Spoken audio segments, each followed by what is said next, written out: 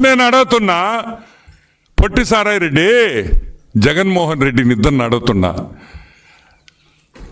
జగన్మోహన్ రెడ్డి, నీకు బెంగళూరులో ప్యాలెస్ ఉంది కదా, ₹1,00,00,000 ఇచ్చేస్తానాక ఇచ్చేస్తావా అని అడుగుతున్నా.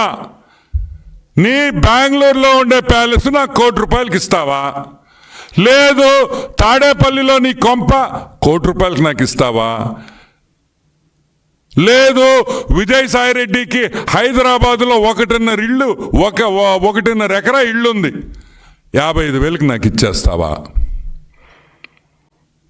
60,000 వేసుకో. మీరు బెదిరించకపోతే, మీరు గన్ను పెట్టకపోతే ఏ పిచ్చోడైనా 4,000 ఎకరాలు 12 కోట్లకి ఇస్తాడా అని మేము అడుగుతున్నాం. సరే, ఆ 12 కోట్లు పక్కన పెడదాం కొంచెంసేపు. దీనికి పేమెంట్ ఎట్ట చేశారు తెలుసా? మీరు బిత్తరపోతారు. చెక్ పేమెంట్ చేశారు. ఏది? 2020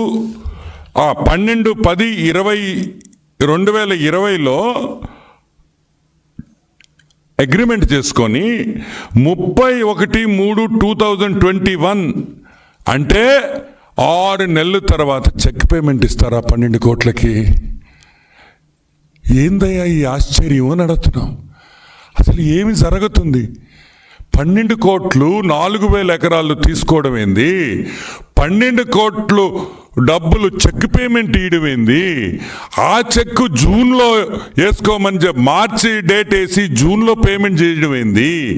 6 నెలలు అంటే మీరు అగ్రిమెంట్ చేసుకొని 4,011 ఎకరాలు 12 కోట్ల రూపాయలకి అగ్రిమెంట్ చేసుకొని మీరు 6 నెలల తర్వాత చెక్ క్లియర్ చేసిస్తారా 12 కోట్లకి? ఈరోజు మేము అడుగుతున్నాం, ఇది దోపిడీ కాదా అని మేము అడుగుతున్నాం. చెప్పండి. ఈరోజు సాక్షి పేపర్లో ఇష్టం వచ్చినట్టు రాస్తున్నారు కదా, మీ ఆస్తులు ఇస్తారా మాకు?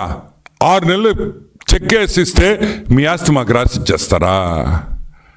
ఎక్కడ న్యాయం అని అడుగుతున్నాం. అంటే ఏదైనా కంపెనీ డబ్బులు సంపాదిస్తుందంటే ఆ కంపెనీని కైవల్సం చేసుకోవాలి. ఆ కంపెనీ కైవల్సం చేసుకోవాలంటే బెదిరించాలి, ఇంటికి పిలిపించాలి. వాడు చెప్పినట్టు వినండి. విక్రాంత్ రెడ్డి ఏం చెప్తే నేను చెప్పినట్టే అని జగన్మోహన్ రెడ్డి విక్రాంత్ రెడ్డి ముందర కేవీ రావుకి చెప్పింది వాస్తవమా కాదా అని మేము అడుగుతున్నాం. ఇంకొక విషయం, రోహిత్ చతుర్వేది అనే వ్యక్తి, హీఈస్ ఎ కన్సల్టెంట్.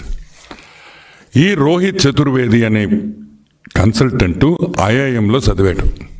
ఆయన profile, Rohit Chaturvedi profile almost 25 పేజీలు ఉంది. ఇది కూడా నేను ప్రెస్కి పంపిస్తాను. ఈ రోహిత్ చతుర్వేది అనే వ్యక్తి ఒక కన్సల్టెంటు, ఐఐఎం బెంగళూరులో చదువుకున్నాడు.